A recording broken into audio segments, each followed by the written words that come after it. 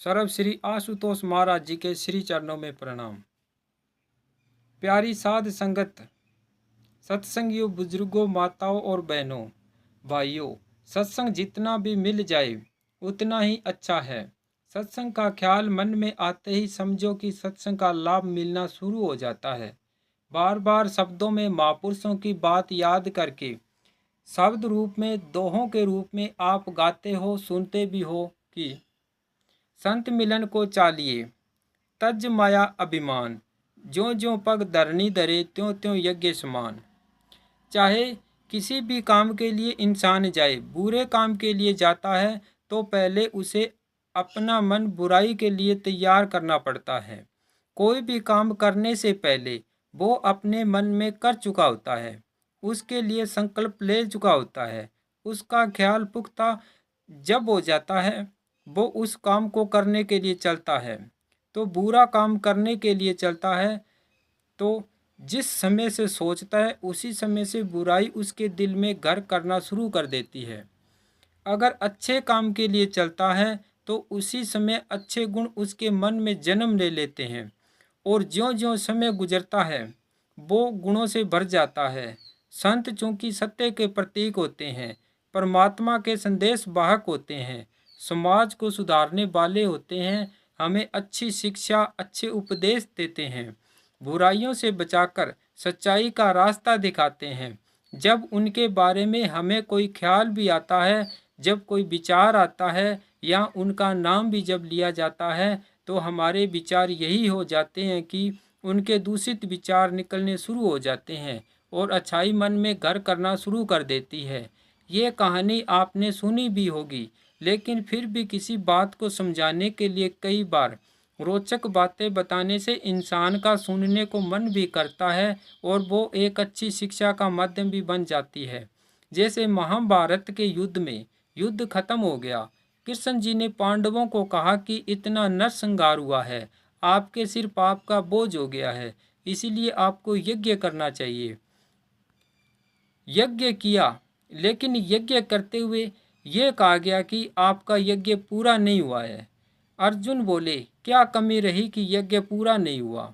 तो कृष्ण जी ने बताया कि जब तक कोई महात्मा इस यज्ञ में आकर आहुति डालेगा, जब तक समझो कि आपका यज्ञ पूरा नहीं हुआ। तो उन्होंने एक महात्मा को बुलाने के लिए अर्जुन को भेजा। महात्मा जी नहीं आए, भीम को भेजा तो भीम अहंकार के बस कहने लगा कि मैं ये गया और उसको अभी लेकर आता हूँ। लेकिन जब वो गया तो जाकर क्या देखता है कि महात्मा दिल की बात समझ जाते हैं, क्योंकि वो हमेशा मालिक से जुड़े रहते हैं। उनको पता ना भी हो तो जिसकी शरण उसने ले रखी है वो उसके काम अपने आप पूरा करता है। शिष्य भी अगर गुरु की शरण ले लेता है और अपने आप को पूर्ण रूप से गुरु के समर्पण कर देता है तो जब भी कोई मुसीबत, आपत्ति या विपत्ति आती है और वो गुरु को याद करता है तो गुरु भी उसके काम उसी प्रकार से पूरा कर देता है जिस प्रकार से परमात्मा अपने भक्तों के करता है। भक्ति नाम इसी चीज का है, पूर्ण रूपेण किसी चीज पर यकीन कर लेना। उसको जब हम अपना बना लेते हैं वो भी अपना मान लेता है। अनेक बार ऐसे हुए हैं जिसके हम इतिहास में गीत गाते हैं कि परमात्मा ने उसके काज सवारे, उसके दुखों को निवारा, उसकी मुसीबत के समय परमात्मा ने आकर ये किया। अनेक मुख्य मुख्य बातें तो कह देते हैं कि प्रहलाद को अग्नि से निकाल लिया, ध्रुव भगत को बचा लिया, द्रौपदी का चीर बढ़ा दिया, कबीर साहब की यज्ञ पूरी कर दी, रविदास की जगह जूतियां बना दी। किस किस की बातें कहोगे?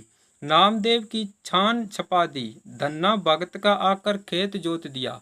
जितनी भी ये बात हुई ये झूठी नहीं है, ये सत्य थी, क्योंकि उन लोगों ने अपने तन की परवाह नहीं की, अपने आनंद और सुख की परवाह नहीं की।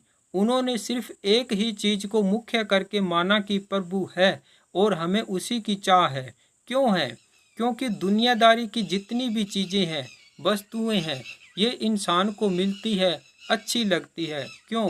क्योंकि किसी से इंद्रिय सुख मिलता है, किसी को मानसिक शांति मिलती है, किसी को और शारीरिक रूप से किसी न किसी प्रकार से थोड़े बहुत समय के लिए आनंद दे देती है, और उस थोड़े से आनंद के लिए हम उसी के गुलाम बनकर अपने जीवन को बर्बाद कर लेते हैं।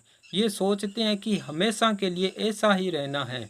लेकिन अगर उस भोग्य पदार्थ को भोगने के थोड़े से समय के बाद उसका परिणाम देखते हैं तो वो कभी भी हमें अच्छा परिणाम नहीं देता।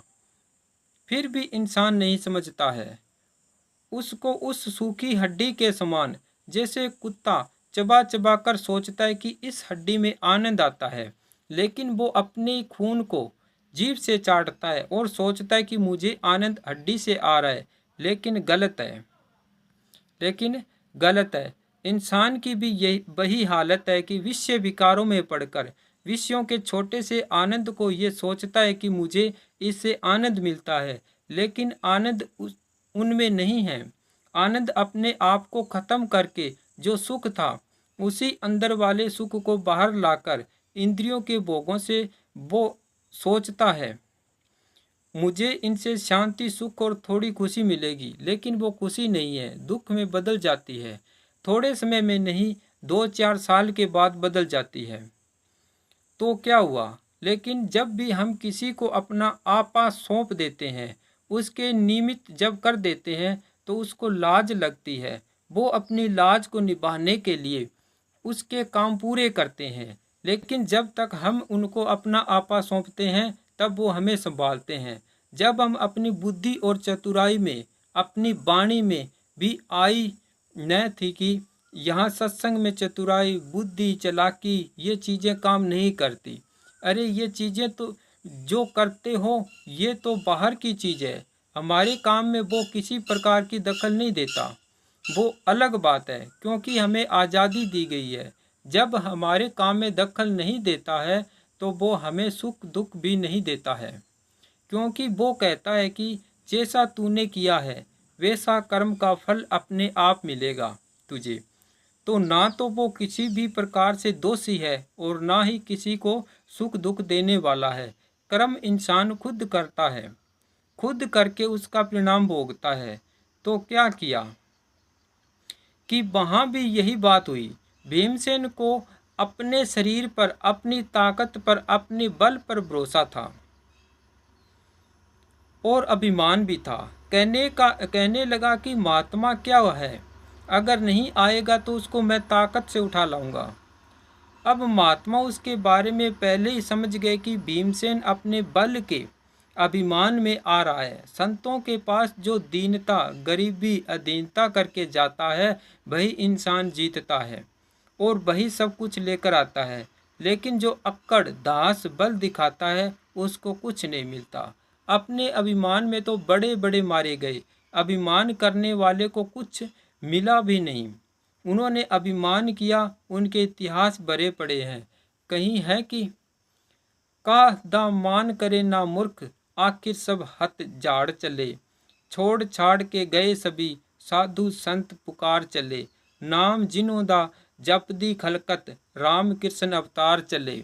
अर्जुन दे आज बाण ना दिसदे, भीम कार बलकार चले।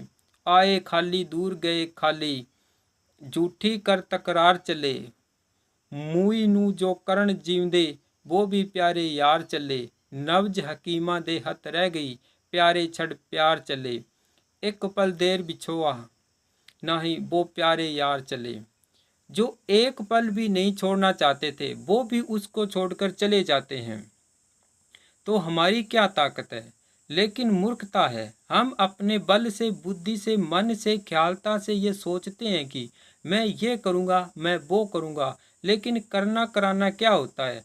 जो करने वाला है वो परमात्मा करता है, लेकिन कर्म हम करते हैं। अगर अच्छे कर्म करेंगे तो फल अच्छा ही मिलेगा। इसलिए महापुरुषों की संगति में जाकर हमें इस बात का ज्ञान होता है कि हमें कौन सा काम करने से अच्छा फल मिलेगा और कौन सा काम करने से उसका नतीजा अच्छा नहीं मिलता है। इसलिए कही है कि संत मिलन को चाहिए कि हम उसमें मान अभिमान त्याग कर जाते हैं। संतों के पास तो हमें कुछ मिलता है। तो भीमसेन ने जब ऐसी बात सोची और महात्मा के पास पहुँचे और कहने लगे कि चलो, आपको द्रौपदी जी ने बुलाया है, जब तक आप नहीं चलोगे यज्ञ पूरा नहीं होगा। बोले कि भाई, मैं अभी स्नान करके आया और चिंता ना कर, 2 माला फेर लेता हूँ, उसके बाद चलते हैं। और आप जब आए हो तो मेरी क्या ताकत कि मैं नहीं चलूँगा। आप तो वैसे भी ताकतवर हो, अगर मैं नहीं चलूँगा तो आप उठाकर ले जाओगे। भीमसेन फिर भी अकड़ में रहा कि हाँ बिल्कुल, महात्मा ने सही जान लिया, और क्यों नहीं जान लेगा, और क्यों नहीं जान लेगा, तेरा इतना मजबूत शरीर है, इसको पता है। महात्मा नहा धोकर आए और कहने लगे कि वो खूंटी पर माला टंगी है, वो पकड़ा दे, मैं 2-4 फटाफट फेर लेता हूँ और फिर चलते हैं। भीमसेन माला लेने गया तो खूंटी से माला नहीं उतरी। माला नहीं उतरी तो शर्मिंदा होकर देखा कि महात्मा देख तो नहीं रहे हैं, और उसको छोड़कर और आकर कहने लगे कि महात्मा जी, कोई बात नहीं, 2-4 मिनट लग जाएंगे, मैं चलता हूँ, आप आ जाना। और जाकर कहने लगा कि द्रौपदी जी, ये बात हुई। वो बोली कि वो आए नहीं, ये हो नहीं सकता। क्यों नहीं आए? तूने जरूर कोई ना कोई अभिमान की बात की है। वो फिर भी महात्माओं की, महापुरुषों की बात को जानती थी। कृष्ण जी का संग करने से उसको ज्ञान था इस चीज का। कहने लगी कि ये तो हो नहीं सकता। क्या किया उसने? बोली कि मैं खुद ही जाती हूँ।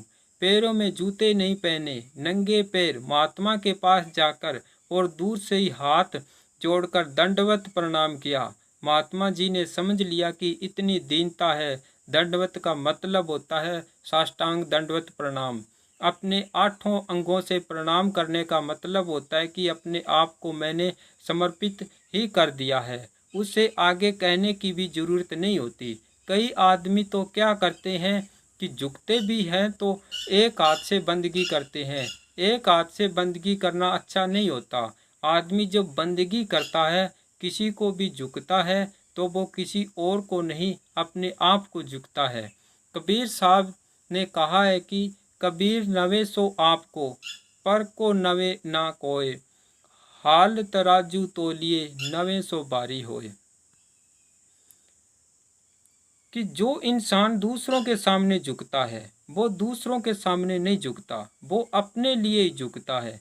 क्योंकि झुकने वाली चीज ही हमेशा भारी होती है। जिन पेड़ों पर फल नहीं होते तो ठूट के ठूट खड़े रहते हैं। जो फलों वाले फलदार पेड़ होते हैं वो नीचे की ओर झुक जाते हैं। महात्मा जी बोले कि बोलो बेटी, कैसे आई? महात्मा जी, यज्ञ था और हम भूल गए और आपको पहले आमंत्रित नहीं कर पाए। आप हमारी यज्ञ में चलो। तो सपूच ही तो सुपच जी कहने लगे कि हाँ, अभी चलता हूँ। बोला, लेकिन एक बात करनी पड़ेगी। मैं चलूँगा तब। वो द्रौपदी के ज्ञान की परीक्षा ही थी।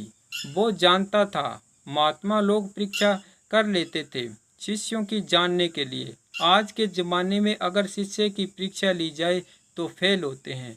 क्यों होते हैं? कि पहले वाली कोई भी चीज़ की कसौटी पर खरा नहीं उतर सकता। इसीलिए इस युग ना तो गुरु वाले भाव से गुरु काम करते हैं और ना ही शिष्य वाले भाव से शिष्य काम करते हैं।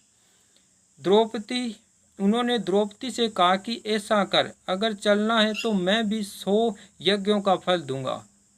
अगर 100 यज्ञों का फल मुझे देगी तो मैं तेरे घर चलूंगा। कहने लगी, जी कोई बात नहीं, मेरे पास तो 1000 यज्ञों का फल है। बोली, जितने आप चाहो उतने ले लो। बोला कि वो कैसे? बोली कि जी, आप जैसे महापुरुषों के मुख से सुना है कि संत मिलन को चालिए तज माया अभिमान। मैं रानी बनकर नहीं आई यहाँ पर, मैं दासी बनकर आई हूँ, सेविका बनकर आई हूँ। मैं तो एक भिक्षुक बनकर आई हूँ आपके पास, और आपसे ये भीख मांगती हूँ। आप हमारे यज्ञ में चलकर वहाँ अपने चरण डालें, पवित्र करें अपनी दृष्टि से और सबको आशीर्वाद दे, तो ही हमारा यज्ञ सफल होगा। और कहने लगी कि यहाँ तक मैं नंगे पैर चलकर आई हूँ। जब एक एक कदम संत मिलन के लिए चलते हैं और रखते हैं तो उसको 1000 यज्ञों का फल मिलता है। जितने यज्ञों का फल आपको चाहिए वो तो आप काट लो और बाकी का छोड़ दो, लेकिन मेरे साथ चलो। महात्मा जी को बोलने की गुंजाइश नहीं रही और वो साथ चल दिए। इसलिए आप सत्संग के लिए जब आते हो तो ये सोचो कि क्या पता क्या घटना होनी थी, किस तकलीफ परेशानी से आप बच गए हो। क्योंकि वक्त, जगह और ऐसी कई चीज़ें होती है जो इकट्ठा होने पर कोई न कोई बात होती है, लेकिन जब किसी शुभ काम के लिए निकल जाते हो तो उस बुरे वक्त से और बुरी बात से बचने का अवसर मिल जाता है। क्योंकि संतों के दर्शन से आई टले बला, क्योंकि संतों के दर्शन से आई टले बला, जो दुख सूली में वो कांटे में टल जा। संतों के दर्शन के लिए अगर जाते हो, शुभ काम के लिए जाते हो, और शुभ काम के लिए जब जाते हो तो आपके कोटि पाप कर्म कट जाते हैं। तीर्थों पर जाने से पाप धुल जाते हैं। तो प्रभु का नाम जहाँ लिया जाता है, उसी का गुणगान किया जाता है, उनकी महिमा जहाँ गाई जाती है, तो उनके उस ज्ञान गंगा में स्नान करने से इंसान के कई जन्मों के पाप कर्म कट जाते हैं। तो जब भी अवसर मिले आदमी को तो सत्संग में जरूर जाना चाहिए, क्योंकि सत्संग में गुरु की महिमा और सत्संग का गुणगान जो किया जाता है वह हमारे अंतःकरण को पवित्र कर देता है। अगर सत्संग से हम वंचित रह जाते हैं और काफ़ी दिन तक सत्संग में नहीं पहुंच पाते हैं, दर्शन करने का मौका नहीं मिलता है, तो समझो हमारे मन पर धूल जिस प्रकार से बाहर की वस्तुओं पर जमकर उनको मेला कर देती है, उसी प्रकार से हमारे हृदय में भी कर्म की और दूसरी जो मल विक्षेप है उनके आने के कारण हमारी बुद्धि पर भी इस प्रकार से परत चढ़ जाती है। लेकिन सत्संग के सुनने से, संतों के दर्शन करने से वो जो मल विक्षेप आवरण के पर्दे हैं वो सब के सब उतरते चले जाते हैं। हमारा मन पवित्र रहता है, जिसके कारण उसमें बुराइयां प्रवेश नहीं कर पाती और सद्गुण भी उसमें बनते रहते हैं। और ज्यों-ज्यों हमारे हृदय में अच्छे गुण आएंगे तो उसमें से बुराइयां निकलती चली जाएगी और हमारा मन कोई न कोई अच्छा शुभ कर्म करने के लिए ही हमें प्रेरित करता है। जब भी संतों के सत्संग में जाते हो, अपने मन के कपाट खोल कर जाओ, ताकि उनके दिए हुए वचनों को एक एक करके हृदय में रख सको। बहन जी आई थी अपने टीवी चैनल से, बहन जी आई थी अपने टीवी चैनल से। उन्होंने सवाल किया कि आज के नौजवान बच्चे क्यों हमारे से इतने दूर होते जा रहे हैं। मैंने कहा कि दूर होने का कारण यही है कि हम अपने बच्चों को संस्कार नहीं दे पाते। संस्कार क्या है? अच्छे गुण। और अच्छे गुण कहाँ पाता है इंसान? परिवार में ही पाता है, समाज में ही पाता है। जो समाज से बाहर रहता है वो या तो पशु होता है या फिर कोई फकीर महात्मा ही दूर रह सकता है। लेकिन समाज में रहकर भी इंसान अपनी आवश्यकताओं को पूरा कर सकता है और समाज से ही सारे वो अपने संस्कार लेता है। उसी से अपने हर प्रकार के जीवन की चाह वो सामाजिक है, पारिवारिक, धार्मिक, हर प्रकार का ज्ञान उन्हीं से प्राप्त किया करता है।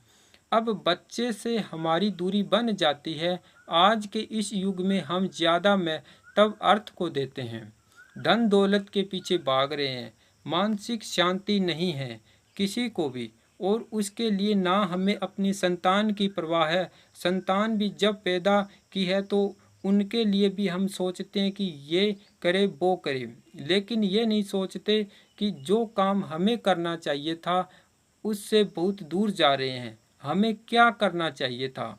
इंसान चोला बड़ी मुश्किल से मिलता है और ये अवसर हमें मिलता है प्रभु की भक्ति करने का, इस 84 में आने जाने के गेट से छूट जाने का, बुराई और पाप कर्म जो जन्म जन्म से हमने इकट्ठे किए हैं उनको काट लेने का, वो हमें अवसर मिला। लेकिन हम इसका लाभ नहीं उठाते।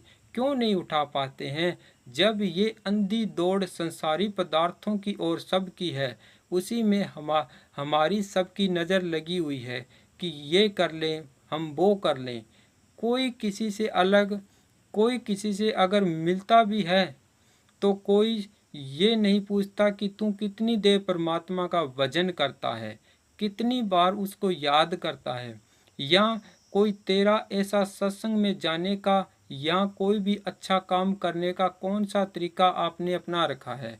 दुनियादारी के काम जरूर पूछ लेंगे कि आपका धंधा कितना है, आपका काम क्या है, आपने क्या किया है, इन सब चीज़ों में पड़े हुए हैं, लेकिन ये नहीं पूछते कि प्रभु से आपका प्यार कितना है। हम तो चिंता करते हैं लेकिन चिंतन नहीं करते, हम तो फिक्र करते हैं, जिक्र नहीं करते।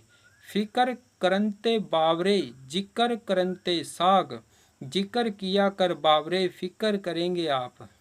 फिक्र करते हैं संसार की चीज़ों का, प्रभु के नाम का जिक्र कभी नहीं करते। अगर प्रभु के नाम का जिक्र हम जिक्र करें और समर्पण कर दें अपना, अपने आप ना हमारी संभाल करेगा, उसके आगे चालाकी करते हैं, उसके आगे अपनी बुद्धि बल लगाते हैं, तो सब के सब मिथ्या हैं, तो कामयाब नहीं हो सकते। भरोसा जब उसका छोड़ देते हैं और भरोसा करते हैं अपनी बुद्धि पर, अपनी सोच पर, अपने बल पर, लेकिन संतों के सामने जाकर और प्रभु के सामने जाकर, संत प्रभु से मिलाने वाले हैं। प्रभु या राम की तुलना में कुछ भी नहीं है, लेकिन बीच के सारे काम संत सतगुरु ही करता है। प्रभु की, राम की, नाम की महिमा गाकर सिर्फ हमें संत सतगुरु ही बताते हैं। अगर वो नहीं होते तो हमें कुछ भी पता नहीं होता। और दूसरी योनियों में जितने जीव जंतु पशु पक्षी हैं उनमें गुरु नहीं है, इसलिए उनको ज्ञान नहीं है, इसलिए उनको ज्ञान नहीं है, इसलिए ज्ञान नहीं है तो वो बेचारे अपने कर्म को नहीं काट सकते। वो सिर्फ भोग्य योनियां हैं, उनको जो जो कर्म भोगने के लिए मिले हैं उन कर्मों को भोगते हैं, लेकिन इंसान भोगने वाला नहीं है, सिर्फ अपने कर्म को बनाने वाला भी है, पीछे के खोटे कर्मों को सुधारने वाला भी है, और इनसे सदा के लिए मुक्त हो जाने का भी अवसर है। लेकिन वो काम इसका कब बनता है कि जब आदमी निश्चित हो जाता है। निश्चित कब होगा? जब भरोसा परमात्मा पर हो जाएगा। भरोसा हमारा ना गुरु पर ना नाम पर, तो परमात्मा पर भरोसा कहाँ से आएगा? पहले भरोसा उन पर करना सीखो जो प्रभु का रास्ता हमें बताएगा। उस पर जब हमें यकीन होगा कि जो हमें रास्ता दिखाएंगे उस मार्ग पर चलकर ही हम उन तक पहुंच सकते हैं, इसीलिए कहा है, रहो निश्चित करो मत चिंता, चोंच दे सो चित करो करेंगे, पांव पसार पड़ो दिन सोवत, पेट दिया सो पेट भरेंगे। जीव जीते जल में थल में, उन्हें पाहन में पहुँचाए धरोगे। भूख ही भूख पुकारत है, सुंदर कह तू तो भूख मरोगे। भूखा मरने का काम क्यों है?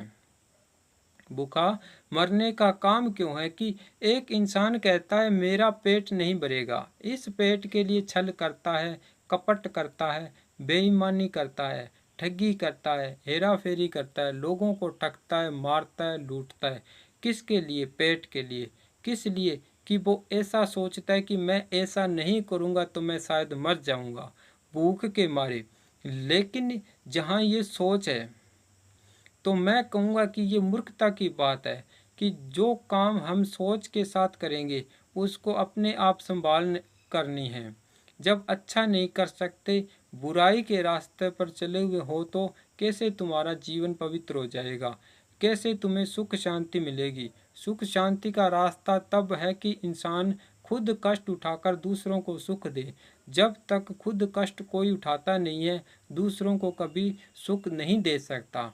अपने सुख को त्याग के ही दूसरों को सुखी बना सकते हो, लेकिन हम तो सुख के लिए दूसरों का कितना बुरा हाल कर देते हैं। चोर डाकुओं लुटेरों को देखो, वो ये नहीं देखते कि इस गरीब आदमी ने कहाँ से ये पैसे जोड़े होंगे। सुनते हैं, देखते हैं, पढ़ते अखबार में देखते हैं,